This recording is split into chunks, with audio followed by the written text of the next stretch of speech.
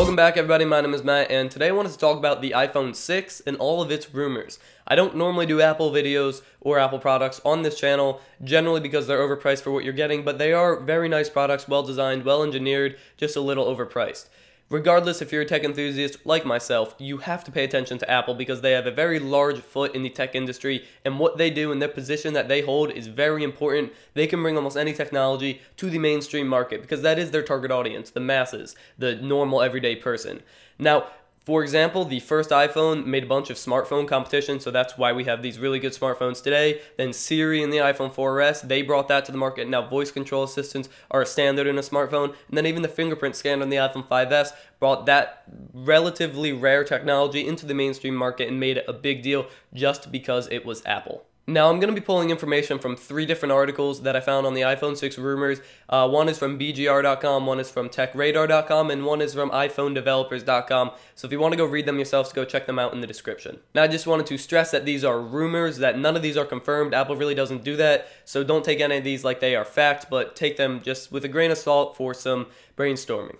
Now, I'm going to start off with one of the most important things that I've gathered from those articles, and that is it's the iPhone 6s. Plural. There's multiple models of it. There's likely going to be a smaller screen variant and then a larger screen variant in the phablet range to compete with the variety that Android has to offer in screen sizes and speed and all that kind of stuff. So speaking of the display, the smaller one is likely to be between 4.5 and 5 inches in size. An Apple analyst, Peter Masek, said it would be 4.8 inches, and that number is being thrown around a ton on the internet, so you can expect something around 4.8 inches. And then on the bigger variant of this device is likely to be over 5 inches to compete with the phablet phones like the Oppo M1, the Note 3, anything with a really large screen, even the S4, likely above 5 inches, probably around 5.5, but that's just my thoughts.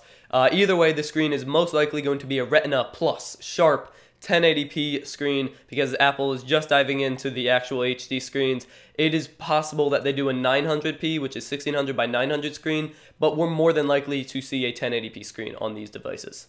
Next up, I want to talk about the construction of the phone. As always, we're going to see some top-notch build quality with the iPhone, possibly liquid metal construction, which is really just a method of making a metal case, which would be very hard to break and sturdy, so that would be good. It's likely to be very thin. There are a few photos being thrown around the internet like this one that show it to be very thin. Those are not real photos, and it's likely not going to be that thin, but it could be. And then lastly, there's probably going to be no physical home button. A lot of devices these days are using capacitive buttons on the screens and on the device, like the HTC one that I have, and it's possible that Apple is using that, so they would still have the little home button logo on the bottom part of their screen, but there would be no button there. You would just press it, and it would sense your heat or the pressure or something, and then it would take you home. So that would be an interesting change to the iPhone lineup.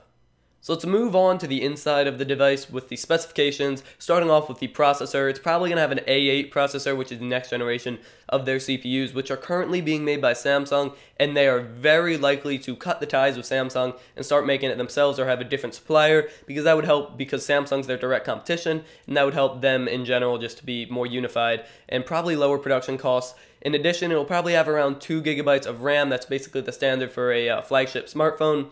And then probably between a 10 and 15 megapixel camera, because that's also standard for a flagship smartphone. Neither of those were really confirmed, but just numbers being thrown around. And then lastly, iOS 8 is likely to be released at WWDC, and that's probably going to focus on the iPhone 6's hardware and abilities and really get the best of it.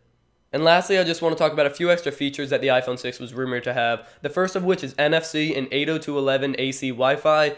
Both of those are welcomed features. NFC would be cool to have, and the faster Wi-Fi, of course, would be appreciated. Other than that, it could also have eye tracking software. Now, I know the Galaxy S4 already has that, but Apple could really bring that to the masses and probably advertise it to make it look really good. And then also wireless charging could be a thing with the iPhone 6. They could also release a wireless charger with it, maybe package it with it or sell it separately for like 80 to 100 bucks. That would be very profitable for them, so I could imagine that. And then lastly, a very slim chance this happens, but it's possible that they curve their screen or the display on the device, because we're seeing that technology. We saw it at CES, we're seeing it in a few phones, and that would be really cool if Apple did that, not just because the device would be better for functionality, but it would drive competition for other companies to compete with them and make curved displays. And then I would just like to see the outcome of that and what other companies develop in competition with Apple.